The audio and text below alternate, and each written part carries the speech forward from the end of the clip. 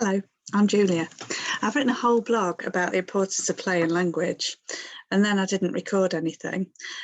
And within that, I said about the importance of taking risks with children, and I still haven't recorded anything. And I'm quite new to this, to delivering on Zoom, and I'm much more accustomed to working in the room with people and working interactively. So I'm asking you to bear with me, but I'm going to try and show you how it all works. In my blog, I've outlined why Shakespeare. And you can use this with any other texts, really. But today I'm still going to stick with Shakespeare, mainly because it's copyright and it will show you how that challenge works. I looked at The Tempest in my blog, so for this session, I'm going to look at Macbeth. It's another favourite of mine, and I probably shouldn't have said that word at an arts conference. I should have called it the Scottish play. But in the spirit of risk-taking, here goes. So the key elements we'll explore, and I'm going to read these just so I don't forget, are that it's not just about reading a text. How often do we expect ourselves or somebody else to read a text and then answer a set of questions on maybe just one read, or perhaps if we're lucky two?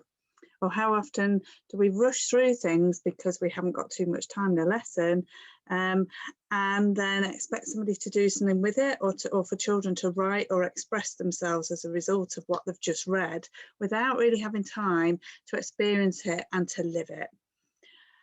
And on top of that, we might have some learners in the classroom that have got real challenges with accessing language, real challenges with deciphering the language and then decoding the language, and let alone the context with which we're presenting it. It might be something they've never experienced before. So how far does that limit their ability to respond? And we're assessing them against that when actually we're not giving them a chance to take it in. We'd never do that with maths. We'd check understanding, we'd play with manipulables, we'd use charts, we'd use symbols, we'd help the children to connect ideas before we actually expected them to calculate and use that and develop reasoning. So it stands to reason when we're looking at language, we're looking at meaning in a text, what we need to really do is play with it. And we need to get it up off its feet, let them feel it, let them engage with it, and then use it. And in doing so, they'll read it more often and they will taste the language. And we talk a lot about committing to memory. They'll have physical memory of it as well as the cognitive and emotional memories linked to that. So rehearsal room strategies do this. We play with the words, we play with the characters, and we play with the ideas around that. So that's the beauty of when we take a text, let's say, with a really interesting and intricate theme, we can make the cross-curricular links as well. We can link it into the art, the music, the geography, or in a sense, the PSHE elements, or the deep dilemma elements. And that's one reason why I've chosen Macbeth today, because it is grounded in developing a sense of the dilemma he has, linked to his sense of ambition. So we'll explore emerging ideas, we'll have emotional connection, we'll begin to understand, and then we'll be able to use and express it. So here goes. Normally with a group in the room, whether it's teaching staff or whether it's children, we play some games, and we play some simple circle games to get going. And I've described this in my blog. And then I might play a dilemma-based game because I'm trying to draw out that theme of the dilemma Macbeth has, and the fact that that's linked to some decisions and linked to the idea of consequence or justification. I play a game, something simple like Would You Rather? So would you rather have a lot of money, or would you rather be healthy? And go to either element of the room. So you could play that right now, but I'm not going to ask you to run around the room.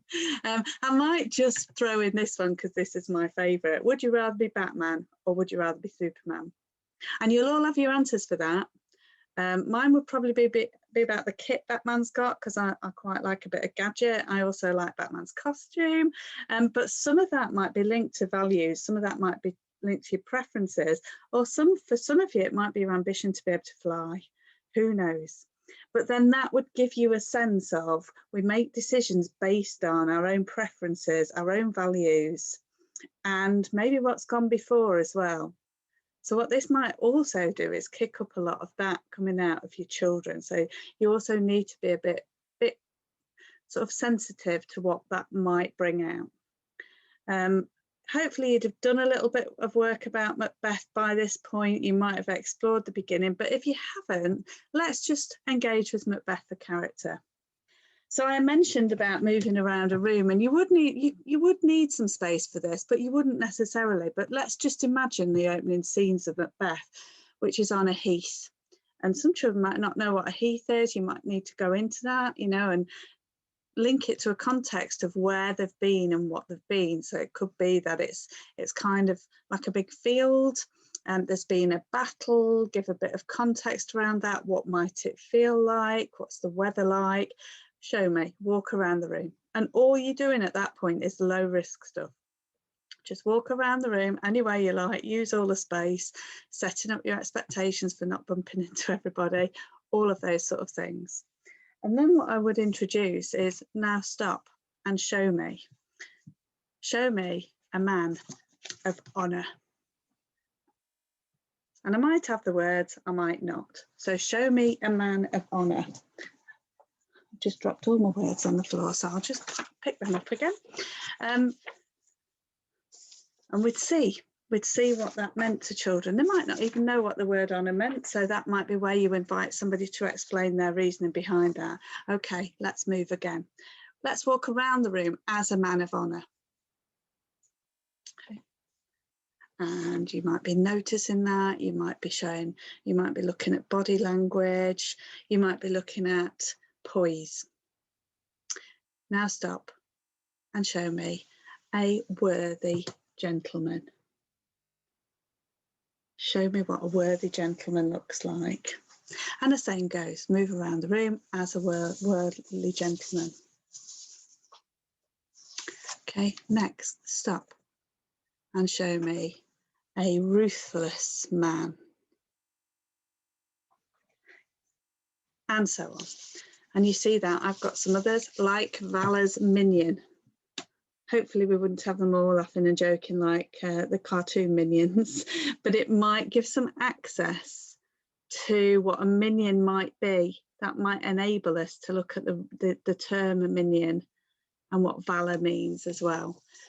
So some of these are words that are lifted from the play to describe Macbeth at the start of the play. So then we'd be able to stop everybody and say, so what sort of a person do you think Macbeth is? And we'd look at the words brave and worthy and everything else, but also there's those words like ruthless coming in. And that might be where justification starts kicking in about a warrior, a soldier, because that's what Macbeth was. I've put another word in there, the Thane of Cawdor, because he was a lord or an earl of Cawdor. So that would be the idea that he was leading men into battle. So there's an element of leadership there. So there's a whole discussion now about the character of Macbeth. Now that might be all you want to do for now. That might be the start of a pen portrait about a character. That might be the start of a debate about, is killing in battle justified?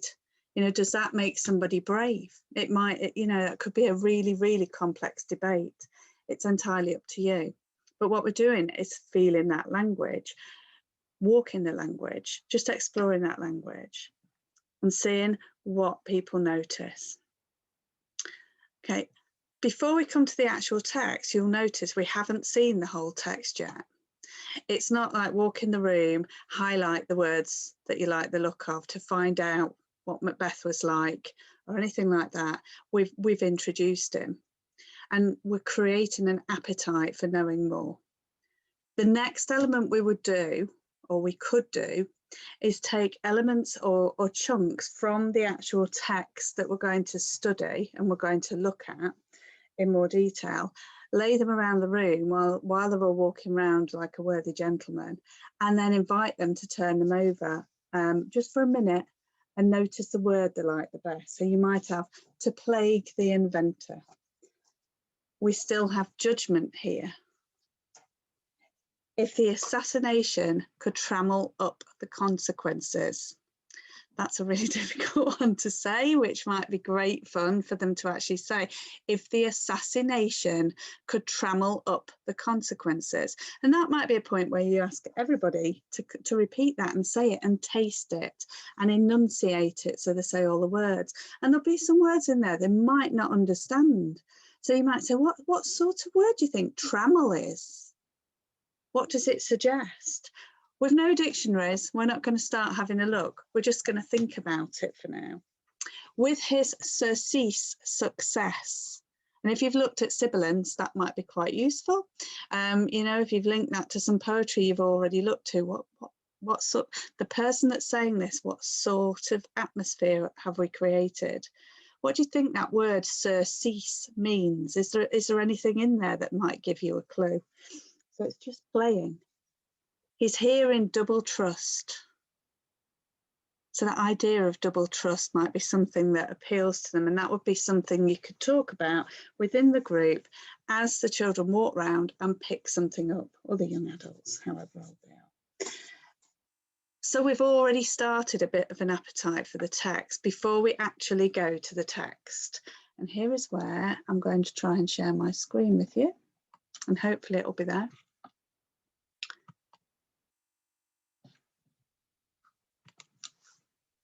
Okay, this is the whole text, and I'd never expect then for everybody to just read it. What we would do now is get everybody back in a circle, and I mentioned this in the blog that we would read to the punctuation points in turn. So as everybody's in a circle, you as the facilitator or the teacher can walk behind them as this progresses. So if anybody struggles with the actual decoding of the text, you can help them quietly. Without too much fuss. So as we go around the room, it starts off, if it were done, when 'tis done, and then it would move on. Then 'twere well it were done quickly. If the assassination could trammel up the consequence and catch with his surcease success, that but this blow might be the be-all and the end-all here, but here, upon this bank and shoal of time, we jump the life to come. But in these cases, we still have judgment here, that we but teach bloody instructions, which, being taught, return to plague the inventor. This even-handed justice commends the ingredients of our poisoned chalice to our own lips. He's here in double trust. Now, this isn't the whole of the soliloquy, but it's part of it, and I've chosen this part.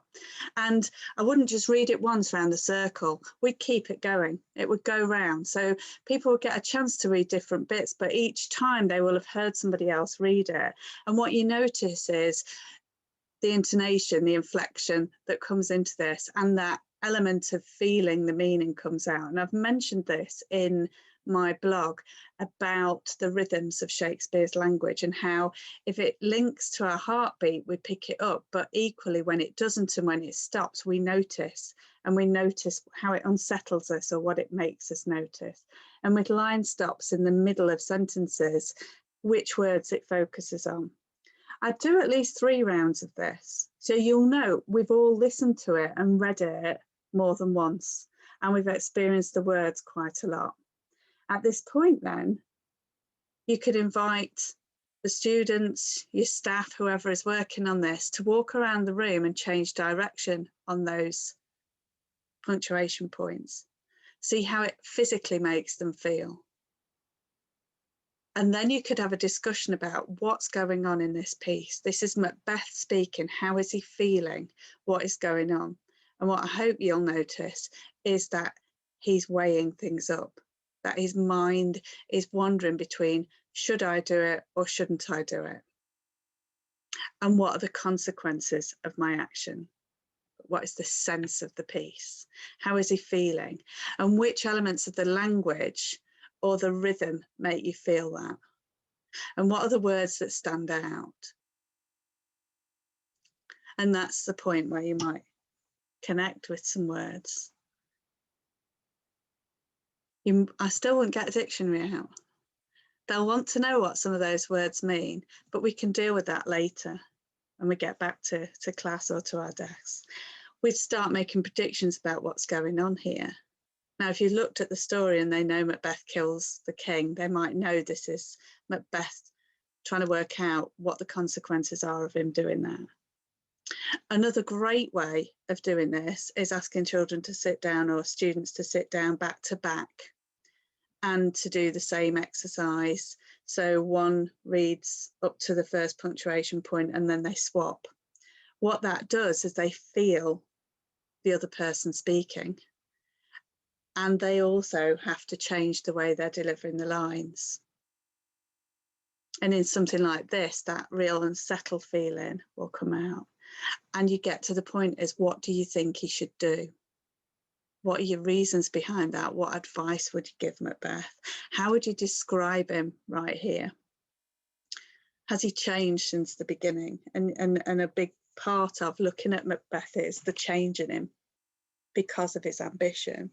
So that's where you might invite them to write words on sheets, on pieces of paper like this. And I mentioned this in the other one, just write their ideas, write descriptive language for Macbeth. So I've got murderous, I've got ambitious. So these are the children's own words. Evil are the students' own words. Treacherous, wrong. You may get some people who say, you know, he's analytical, he's got opinions. You might have all sorts of things written down, but you've got the original descriptions from the text, and you've got these, which would be a great way of starting to write a pen portrait of Macbeth or examining that further. And you might ask one person to deliver this, and other people shout those words out, and that person has to deliver it in that way. So if they delivered it like a valiant cousin, they deliver that language bravely or treacherously. So you're playing with the way language is delivered and playing with mood and atmosphere. But this is a great way of taking on an exploration of consequences, advice, dilemma. And all the time you're working with what they already know about this language, what they're feeling about the language, connecting emotionally with it and linking it to their lived experiences and contexts. You could easily put this alongside another story about a dilemma a young boy has about whether or not he's going to steal a car. Really any dilemma that they might actually face in life. And you might actually even look at this in terms of peer pressure. At this point then, just reflect on how many times you've experienced the language, or how many opportunities there's been to explore the language. And the key points I've brought out, hopefully, are that we're creating enthusiasm and engagement. We're enabling young people to access challenging language. We're enabling them to connect with complex themes and extend their reasoning and their emotional investment in that. We're enabling them to improve learning and enjoyment, hopefully. And at no point do we need to exclude anybody from this. It's totally inclusive, it's collaborative, and a lot of dialogue would come from this as well. Everyone's included. So what we've done with all of this is that we've put oracy language and exploration at the heart of the learning experience. This is obviously just a snapshot of what we could do with this. I'm going to come back to me now, hopefully. I knew I shouldn't have mentioned Macbeth at the start of all of this. This is just a tiny little snapshot of what we could do with this, and there's so much more. And if we were in a room, there would be things we could do in group exploration and group expression, but that would also be for other ways forward. But hopefully I've given you a little taste of what getting language up on its feet does. Hopefully you've enjoyed it as well. So thank you for listening to me today. I hope you enjoy the blog, and it's been a pleasure to be here. Bye.